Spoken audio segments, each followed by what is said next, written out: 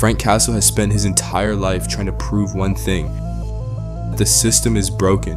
And for years, Matt Murdock tried to prove him wrong, but after everything Matt's been through, the possession, the trauma, the weight of the city, that line between the hero and the executioner, it's officially gone.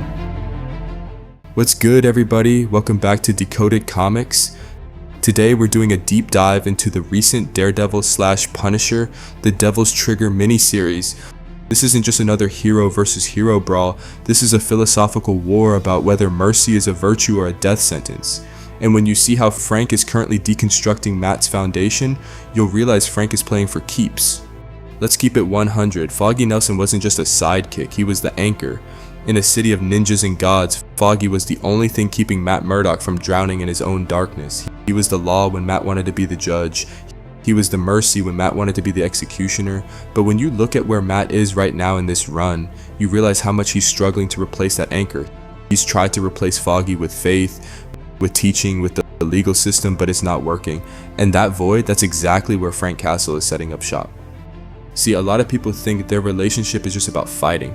That's the surface level. But look closer at issues 1 and 2. Frank is playing a long game. He's not trying to kill Matt, he's trying to deconstruct him.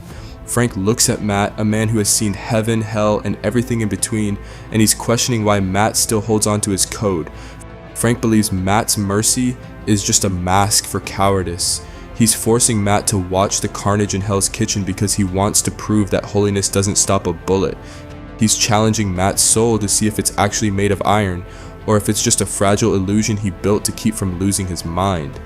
Frank is the only one in the room not afraid to tell Matt that his moral code is just a way of protecting his own ego. This is the current 2026 status quo. Matt isn't just Daredevil right now. He's a man who has genuinely tried to walk the path of the cloth. He's been a priest, he's been in the confession booth, and Frank Castle, he despises that. He sees it as an insult to the reality of the street. When you read these issues, you see Frank constantly bringing up Matt's past. He's asking, if you really believe in God, why are you still beating people up in the shadows? It's a brilliant way for the writers to force Matt to confront the hypocrisy of his life.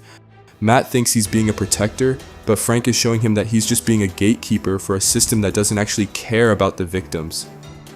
Why is Matt slipping now? Because he's exhausted. He's tried the law, he's tried the church, he's tried teaching, and the body count just keeps going up. In issues 3 and 4, the art really highlights this. Matt's eyes are sunken, his movements are sluggish, he's playing a game he can't win.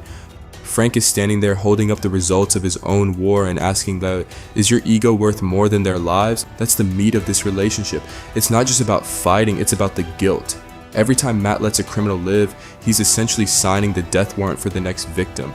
And Frank, he makes sure Matt knows that. He makes Matt personally accountable for every life lost in the aftermath of a fight. He's weaponizing Matt's own empathy against him. When they clash in issue 5, the art tells a story.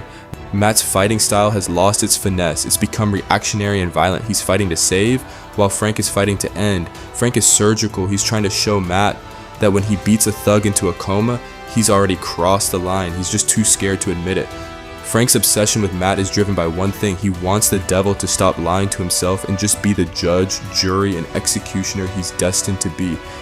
Is Matt Murdock strong enough to keep his soul when the world is screaming at him to be a monster? Drop a comment below.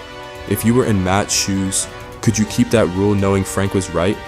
Make sure you're subscribed to Decoded Comics, and I'll catch you on the next one.